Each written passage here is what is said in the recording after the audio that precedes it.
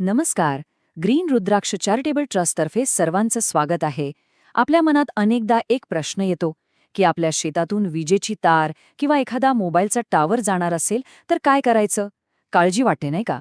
पण आता काळजी नको. आज आपण हाच भारतीय तार अधिनियम 1885 एकदम सोप्या भाषेत समजून घेणार आहोत, जेणेकरून आपले हक्क सुरक्षित राहतील. असं बऱ्याचदा होतं नाही का? आपल्या शेताच्या बांधावर किंवा घराशेजारी अचानक कोणीतरी मोजणी करायला लागतं आणि आपल्या काळजात एकदम धस्स होतं. अरे बापरे, आता आपली जमीन तर जाणार नाही ना? पण थांबा, अजिबात घाबरू नका. सगळ्यात महत्वाचं काय, तर या सगळ्याच्या मागे नक्की कोणता कायदा आहे, तो काय म्हणतो, हे आधी शांत डोक्यानं समजून घेणं. चला तर मग थेट मुद्द्यालाच हात घालूया. हा नेमका आहे तरी कशासाठी आणि तो का बनवला गेला, ह्याचं मूळ समजून घेतलं ना की आपली अर्धी भीती तर तिथेच निघून जाते. बघा, हा कायदा फक्त तारा किंवा टावर टाकण्यापुरता नाहीये. यामागे खूप मोठे आणि महत्वाचे राष्ट्रीय हेतू आहेत. देशाच्या अगदी दुर्गम खेड्यापाड्यात मोबाईल आणि इंटरनेट पोहोचायला हवं. पूर किंवा भूकंपासारख्या नैसर्गिक आपत्तीच्या काळात एकमेकांशी संपर्क तुटायला नको.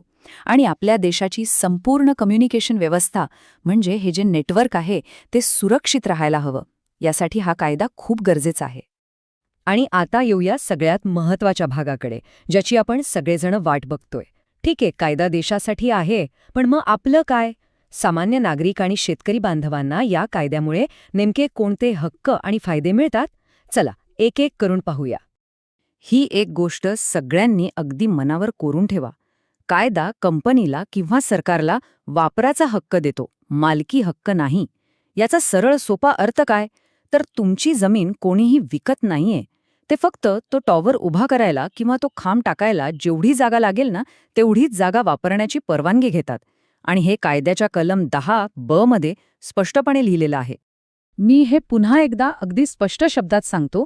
जमिनीचा सातबारा हा तुमच्याच नावावर राहतो. मालकी हक्क तुमचाच असतो, तो कुठेही जात नाही. त्यामुळे जमीन जाईल ही भीती मनातून 100% काढून टाका. आता नीट ऐका. हे आहेत आपले कायदेशीर हक्क. पहिलं म्हणजे काम करताना कमीत कमी नुकसान झालं पाहिजे, ही त्यांच्यावर कायद्यानं टाकलेली जबाबदारी आहे. दुसरं, जे काही नुकसान होईल, मग ते उभ्या पिकाचं असो किंवा एखादं झाड तोडावं लागलं असो, त्याची पूर्ण भरपाई मिळणं हा आपला हक्क आहे. इतकंच नाही तर हे काम सुरू करण्याआधी आपल्याला पूर्वसूचना देणं त्यांच्यावर बंधनकारक आहे. आणि हो, पुढे कधी गरज पडली तर आपण योग्य कारण देऊन तो खांब किंवा ती लाईन हलवून देण्याची मागणी सुद्धा करू शकतो. बरं, आपण आपले हक्क तर समजून घेतले, पण कसं असतं ना, हक्कांच्या सोबत काही जबाबदाऱ्या सुद्धा येतात. आपण कोणती काळजी घेतली पाहिजे जेणेकरून आपलं नुकसान होणार नाही आणि सगळी प्रक्रिया एकदम सोपी होईल? चला ते पाहूया. जेव्हा कोणी अधिकारी किंवा कंपनीचे लोक आपल्या जमिनीवर येतील, तेव्हा अजिबात गोंधळून जायचं नाही. शांतपणे त्यांचं ओळखपत्र तपासा, त्यांच्याकडे कामासंबंधी अधिकृत पत्र आणि नकाशा आहे का हे विचारा. आणि सर्वात महत्त्वाचं, काम सुरू होण्याआधी आणि काम झाल्यावर आपल्या पिकांचे, झाडांचे किंवा मालमत्तेचे व्यवस्थित फोटो आणि व्हिडिओ काढून ठेवा. हा पुरावा नंतर खूप कामी येतो. त्यांच्याशी वाद न घालता शांतपणे बोला.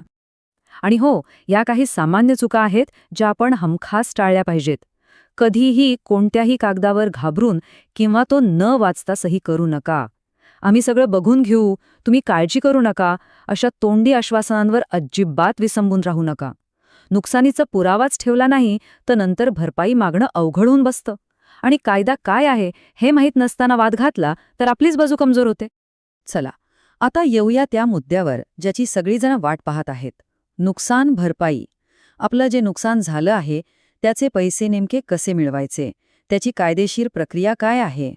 सर्वात आधी आपण जमिनीची किंमत आणि नुकसान भरपाई या 2 शब्दांमधला फरक समजून घेऊया. लक्षात ठेवा, इथे जमिनीची खरेदी विक्री होत नाहीये. त्यामुळे आपल्याला जमिनीची किंमत नाही मिळत. आपल्याला मिळते ती नुकसान भरपाई. म्हणजे आपल्या पिकांचं, झाडांचं किंवा इतर मालमत्तेचं जे काही नुकसान झालं आहे त्याची भरपाई. आता एक मोठा प्रश्न. समजा कंपनीने किंवा सरकारने जी नुकसान भरपाई देऊ केली ती आपल्याला खूपच कमी वाटतेय. आपलं नुकसान जास्त झालंय आणि मिळालेली रक्कम अगदीच तुटपुंजी आहे असं वाटतंय. मग अशा वेळी काय करायचं? कुठे जायचं? अजिबात काळजी करायची नाही. कायद्याने यावर सुद्धा एक जबरदस्त उपाय दिलाय. लक्षात ठेवा, कायद्याचं कलम 16(3). या कलमानुसार जर आपल्याला वाटत असेल की दिलेली भरपाई खूपच कमी आहे, तर आपण थेट आपल्या जिल्ह्याच्या जिल्हा न्यायाधीशांकडे म्हणजे डिस्ट्रिक्ट जजकडे अर्ज करू शकतो. तिथे आपण आपली बाजू मांडू शकतो. आणि हा आपला कायदेशीर हक्क आहे, कोणाची मेहरबानी नाही. बघा, कायदा आपल्याला हक्क देतो, पण तो आपल्यावर काही बंधनं सुद्धा घालतो. आपण कायदा हातात घेऊ शकत नाही. सरकारी कामात अडथळा आणला किंवा रागाच्या भरात मालमत्तेचं नुकसान केलं तर त्याचे परिणाम काय होऊ शकतात हे समजून घेणंही तितकंच महत्वाचं आहे. आता आपल्या स्क्रीनवर हा एक आकडा दिसतोय, 3. हा आकडा खूप महत्वाचा आहे. याचा संबंध थेट कायद्याच्या एका अतिशय गंभीर कलमाशी आहे. आणि हे आहे त्याचं स्पष्टीकरण. कायद्याच्या कलम 25 नुसार जर कोणी व्यक्ती सरकारी कामात अडथळा आणण्याच्या हेतूने किंवा रागाच्या भरात तार, खांब किंवा अशा कोणत्याही उपकरणांना जाणून बुजून नुकसान पोहोचवत असेल तर त्याला 3 वर्षांपर्यंत तुरुंगवासाची शिक्षा किंवा दंड किंवा दोन्ही होऊ शकतं. म्हणून आपला कोणताही विरोध हा नेहमी कायदेशीर मार्गानेच असला पाहिजे. तर या सगळ्या माहितीमधून आपण काय शिकलो याचा सार काय आहे? सारांश एकच आहे, माहिती आणि जागरूकता हेच आपलं सगळ्यात मोठं शस्त्र आहे. ग्रीन रुद्राक्ष चॅरिटेबल ट्रस्टचं हे एक वाक्य नेहमी लक्षात ठेवा. कायदा समजून घेणे हेच आपल्या हक्कांचं सर्वात मोठं संरक्षण आहे. जेव्हा आपल्याला कायदा नीट माहीत असतो तेव्हा कुणीही आपली फसवणूक करू शकत नाही किंवा आपल्याला घाबरवू शकत नाही. आणि आता जाता जाता एक शेवटचा प्रश्न. ही सगळी माहिती मिळाल्यानंतर आता जर अशी परिस्थिती समोर उभी राहिली तर आपण आपल्या हक्कांसाठी किती जास्त आत्मविश्वासाने उभे राहू शकतो? नक्की विचार करा. जागरूक रहा, सुरक्षित रहा. धन्यवाद. या सुंदर आत्मिक प्रवासात माझ्यासोबत केल्याबद्दल तुमचे खूप खूप धन्यवाद. आणि हे ज्ञान आपल्यापर्यंत पोहोचवणाऱ्या ग्रीन रुद्राक्ष चॅरिटेबल ट्रस्टचे पुन्हा एकदा मनपूर्वक आभार. तुमचा दिवस शुभ असो.